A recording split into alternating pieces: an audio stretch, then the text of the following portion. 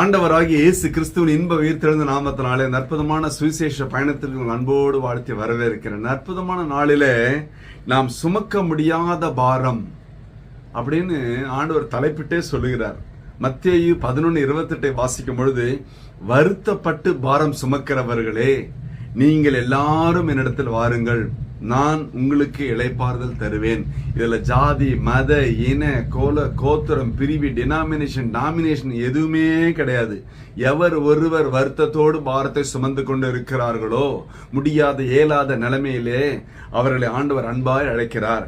கடன் என்ற பாரமா, கஷ்ட நஷ்டம் என்ற பாரமா, குடும்பத்தில சமாதானம் இல்லை என்ற பாரமா, இன்னும் பிள்ளைகளுக்கு திருமணம் ஆகவில்லை என்ற பாரமா, திருமணமாகி குழந்தை பேர் இல்லை என்ற பாரமா, வேலை கிடைக்கவில்லையே என்ற பாரமா, தொழிலிலே முன்னேற்றம் இல்லை என்ற பாரமா, வியாதி சுகமாகவில்லையே, எல்லாம் விரயமாய் வீணாய் மருத்துவ செலவு போய்விட்டதே, உடம்பு இழைத்து போய்விட்டு இந்த பாரமா, எந்த பாரமா இருந்தாலும் இந்த நாளிலே கர்த்தர் சொல்லுகிறார்.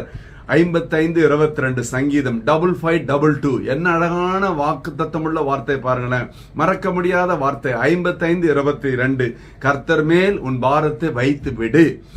உன் ஜாதியின் மேல் அல்ல, உன் மதத்தின் மேல் அல்ல, உன் மொழியின் மேல் அல்ல, உன் கலாச்சாரத்தின் மேல் அல்ல, உன்னுடைய சபையின் மீது அல்ல, உன் பாஸ்டர் மீது அல்ல, உன் பிஷப்பின் மீது அல்ல, உன்னோட ஊழியக்காரன் மீது அல்ல, அல்லது என் மீது அல்ல, அல்லவே அல்ல.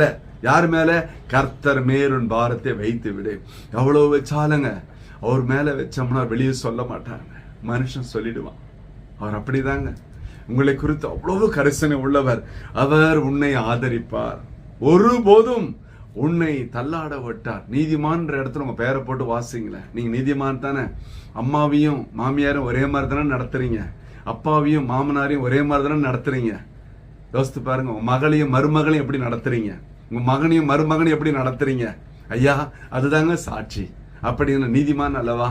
உன்னை ஒருபோதும் தள்ளாட விட்டார். நீங்க கவலையே பட வேணாம் வாழ்க்கையில. ஏனென்றால் உங்களை ஆதரிக்க அவர் உண்டு. ஒரு அற்புதமான வாக்குத்தத்தம் உள்ள திருவசனம் ஒன்று சொல்லுகிறது. 1 கொரிந்தியர் 10:13 வாசிக்கும் பொழுது, மனுஷருக்கு நேரிடுகிற சோதனையே அல்லாமல் வேறே சோதனை உங்களுக்கு நேரிடவில்லை. தேவன் உண்மை உள்ளவராய் இருக்கிறார். உங்கள் திராணிக்கு மேலாக நீங்கள் சோதிக்கப்படுவதற்கு அவர் இடம் கொடாமல், சோதனையை தாங்கத்தக்கதாக சோதனையோடு கூட அதற்கு தப்பிக்கொள்ளும்படியான போக்கையும் உண்டாக்குவார். ஹல்லேலூயா. உங்க திராணிக்கு மிஞ்சி, உங்களுடைய எல்லா விதமான பலத்துக்கு மிஞ்சி உங்களுக்கு சோதனை வராது. தைரியமா இருங்க. ஹல்லேலூயா. ஏனென்றால் ஒரு போக்கை, தப்பிக்கொள்ளும் போக்கை உண்டாக்குவார். உங்கள் மீது கரிசனை உள்ள ஆண்டவர். நீங்க நினைச்சிருக்கலாம், என்னை விசாரிப்பார் இல்லையே, கேட்பாரு இல்லைங்க.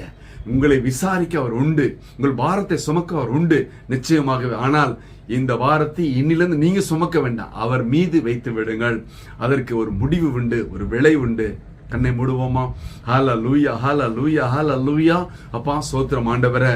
அற்புதமான ஆசீர்வாதப்பட்ட திருநாளிலே பயங்கரமான பாரத்தோடு, பயங்கரமான போராட்டத்தோடு இருக்கிற அருமை அன்பு பிள்ளைகளும் கர்த்தர் ஒப்புக் கொடுக்கிறேன். மனதில் இருக்கிற பாரம் நீங்கி சந்தோஷ சமாதானமா சாட்சியா வாழட்டும் ஆண்டவர. உம்முடைய ஆசீர்வதிக்கிற கரம் அந்த பிள்ளைகளையும் அவர்களையும் குடும்பத்தையும் ஆசீர்வதிப்பதாக. தொழில் வியாபாரத்தில் விருத்திகள் காணப்படட்டும் சுவாமி, ஒரு வளர்ச்சி காணப்படட்டும் ஆண்டவர. இயேசு கிறிஸ்துவின் உயிர்த்தெழுந்த வல்லமையான நாமத்தினாலே என் தேவனது செய்யும்படியா எம்முடைய திருப்பாதங்களிலே தாழ்மையாய் ஒப்புக் கொடுத்து ஜெபத்து ஜெயம் எடுக்கிறோம் ஜீவனுள்ள நல்ல பிதாவே. ஆமேன், ஆமேன். கர்த்தர் உங்களை ஆசீர்வதிப்பாராக. Praise the Lord.